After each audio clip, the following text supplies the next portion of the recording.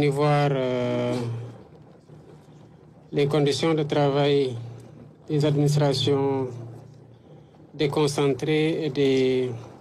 forces de défense et de sécurité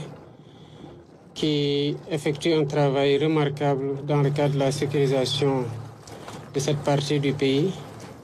et voir aussi les défis environnementaux auxquels nous sommes confrontés de plus en plus dans la zone de la Falémé et qui ont conduit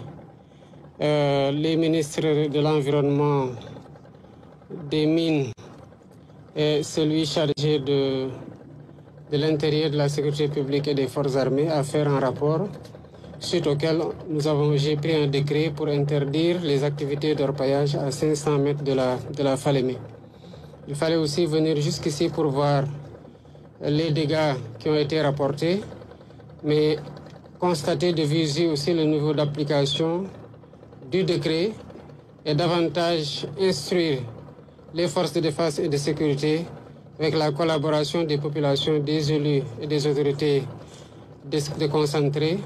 de veiller à ce que cette mesure soit correctement appliquée sur la durée qui est prévue, à savoir d'ici à juin 2027. C'est une préoccupation majeure quand on sait que la Falémé est un affluent du fleuve Sénégal qui alimente jusqu'à Dakar l'eau à usage domestique. D'autant plus que nous sommes dans le cadre de projets de transfert d'eau qui partent toujours du fleuve Sénégal, notamment pour ce qui concerne le grand transfert, et qui doit alimenter les villes de Touba, de Thiès, de Mbour et de Dakar, qui concentrent plus de 52% de la population urbaine et 31% de la population du Sénégal, étant entendu que l'essentiel des pôles urbains sont configurés entre Diamniadio, Daguekholpa, la nouvelle ville de Thiès, et Mbour dans une certaine mesure.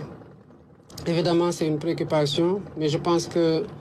ce que j'ai constaté rassure quant à la fermeté qu'il faut avoir pour faire appliquer le décret dans la durée,